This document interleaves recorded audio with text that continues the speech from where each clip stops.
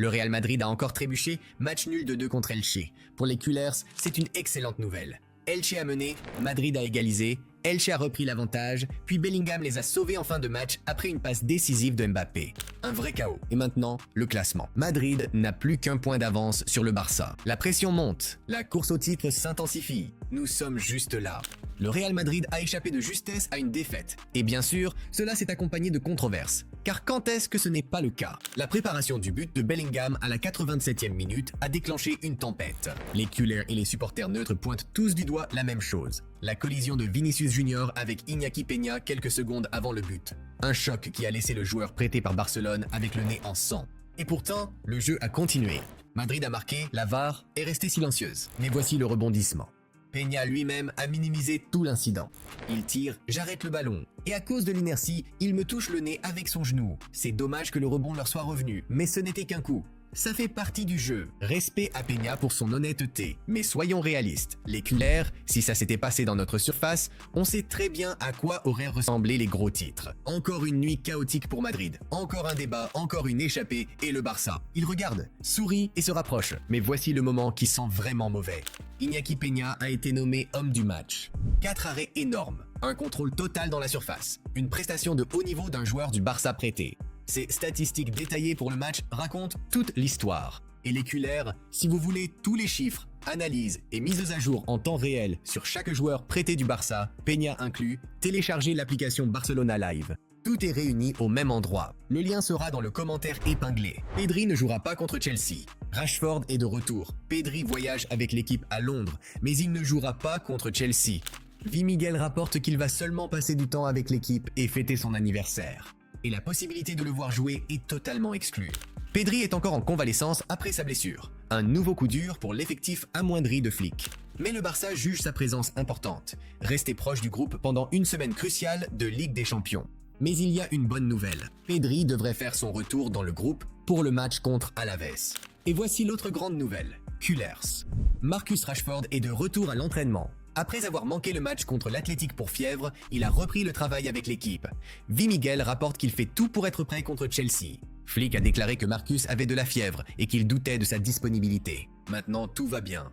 Rashford pourrait intégrer le groupe. Et encore une autre bonne nouvelle. Frenkie de Jong fait également son retour. Avec Pedri forfait pour Chelsea, Frenkie devient le remplaçant direct au milieu de terrain, ce qui offre un énorme coup de pouce à Flick pour la Ligue des Champions. Et puis, culers, n'oubliez pas celle-ci. Rafinha est lui aussi de retour. Il ne commencera peut-être pas, mais il peut aider dans les 20 ou 30 dernières minutes. Cet impact pourrait être décisif à Stamford Bridge. Voici ce qui s'est passé entre Lamine Yamal et Nico Williams.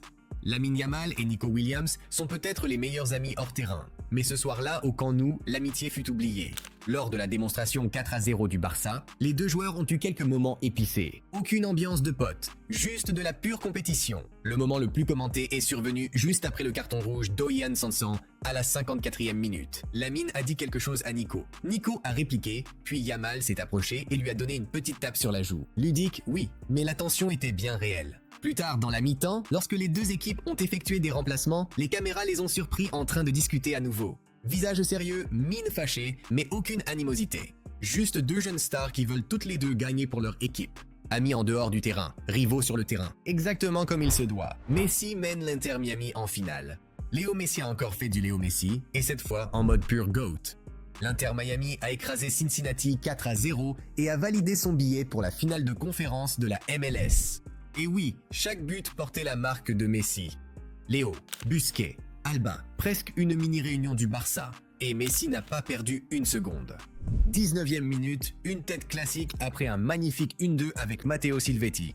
Du Léo à l'ancienne, mode GOAT activé. Seconde mi-temps, c'est carrément un feu d'artifice. Passe décisive pour Silvetti, 0-2. Passe décisive pour Allende, 0-3. Encore une passe incroyable pour Allende, 0-4. Le match était plié bien avant le coup de sifflet final. Luis Suarez est même entré en jeu plus tard. La nostalgie du Barça 2015 a frappé fort. Mais voici la partie folle, les culers.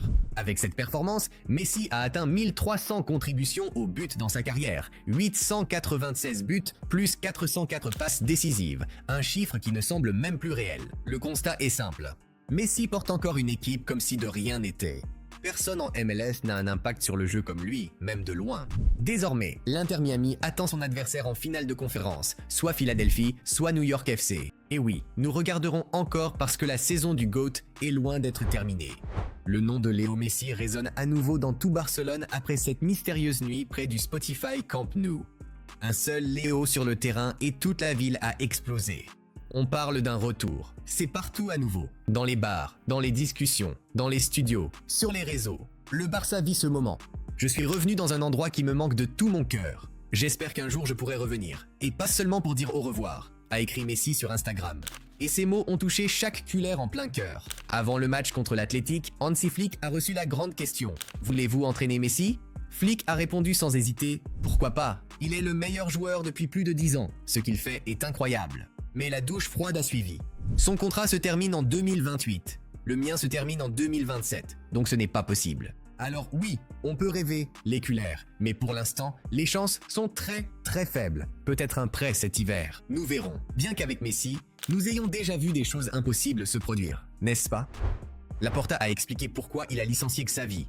Laporta a enfin révélé le véritable chaos derrière le renvoi de Xavi. Et c'est un vrai drame du Barça. Il a expliqué que Xavi avait d'abord annoncé qu'il partirait, puis avait soudainement demandé à rester lors d'une réunion privée chez Laporta.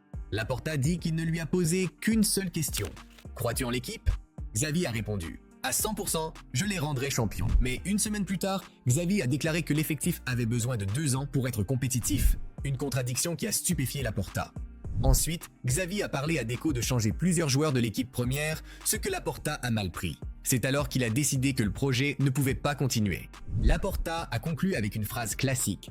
Au Barça, l'institution est toujours au-dessus des joueurs, des présidents et des entraîneurs. Et c'est exactement ainsi que Hansi Flick est arrivé. Et dès sa toute première saison, il a remporté 3 titres. Barcelone va signer un nouveau contrat avec Eric Cullers. Quel retournement de situation pour Eric Garcia. Il y a moins d'1 an, il était à quelques heures de rejoindre Com. L'accord était conclu à 90%, le vol réservé, la visite médicale prête. Et puis Hansi Flick est intervenu et a tout arrêté. Eric reste, j'ai besoin de lui.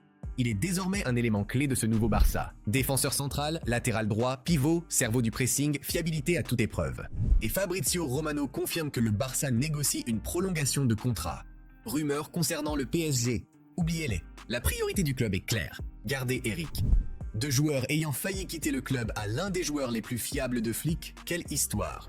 Barcelone a trouvé une nouvelle star brésilienne.